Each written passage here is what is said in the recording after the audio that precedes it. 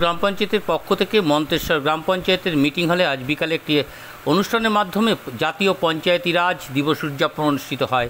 আর এই অনুষ্ঠানে উপস্থিত ছিলেন মন্তেশ্বর পঞ্চায়েতের প্রধান রফিকুল ইসলাম, সকল পঞ্চায়েত সদস্য ও সদস্যরা, পঞ্চায়েতের আধিকারিকরা ও এলাকার বিভিন্ন স্তরের মানুষজন।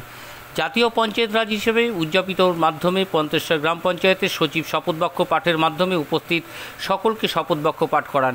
প্লাস্টিক মুক্ত সমাজ গড়ার, যথাযথ মলত্যাগ না করার, প্রত্যেকের বাড়ির শৌচালয় বা ভালোভাবে ব্যবস্থা গ্রহণ করা এবং জল প্রকল্পের মাধ্যমে বিশুদ্ধ পানীয় জল সরবরাহ করা, যেখানে সেখানে নোংরা আবর্জনা না ফেলা সহ বিভিন্ন বিষয়ের উপরে জোর দিয়ে আদর্শ ও উন্নয়নমুক্ত সমাজ গড়ে তোলার কাজে জোর দিয়ে এগিয়ে আসার জন্য আহ্বান জানান মানুষকে। 24 ঘন্টা ইন্ডিয়া টিভির প্রতিনিধি পূর্ব বর্ধমান থেকে জ্যোতির্ময় মণ্ডলের বিশেষ প্রতিবেদন।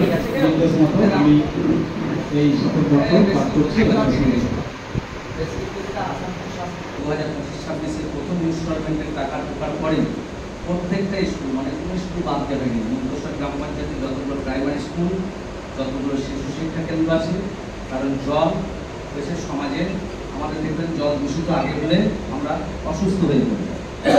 আমাদের বাচ্চারা ফিল্টারের যে জলটা, পরিশুদ্ধ যে জলটা, সেই জলটা যদি তারা পান করতে পারে, আমাদের পঞ্চায়েতের সকল সদস্যরা সকলেই সহমত প্রকাশ করে এবারে আমরা সেই কাজগুলো করা আছে। 25-26-এ আমরা অবশ্যই টাকা তুলে সেই সমস্ত জায়গায় এই কাজগুলো হবে।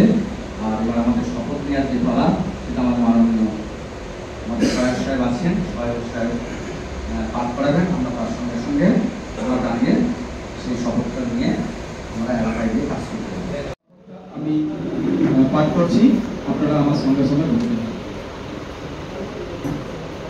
আজ জাতীয় পঞ্চায়েত রাজ দিবসে আমরা সকলে শপথ নিচ্ছি যে খোলা জায়গায় মলত্যাগ করব না, অন্য কেউ খোলা জায়গায় মলত্যাগ করতে দেব না। নিজের শৌচাগারে হাত ধোয়ার জন্য সাবান ও জলের ব্যবস্থা রাখবো।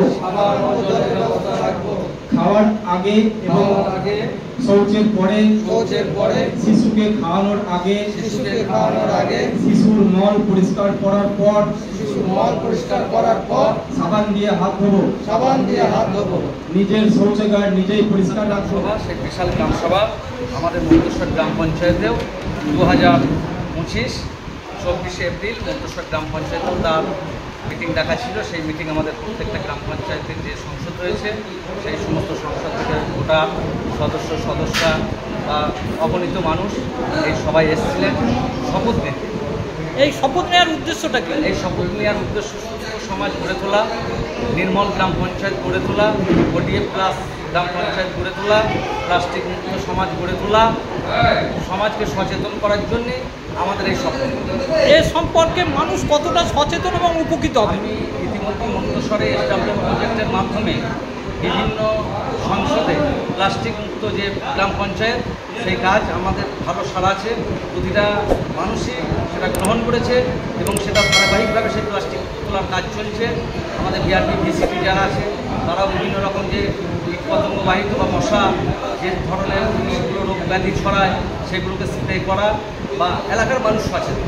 এই সভা থেকে এই পঞ্চায়েত রাজ দিবস থেকে কি উঠে এলো সাধারণ মানুষের জন্য? সাধারণ মানুষের জন্য উঠে এলো, তারা শপথ নিল আজকে যে আমরা এলাকায় গিয়ে যত্রতত্র মানুষকে মলত্যাগ করতে দেবো না।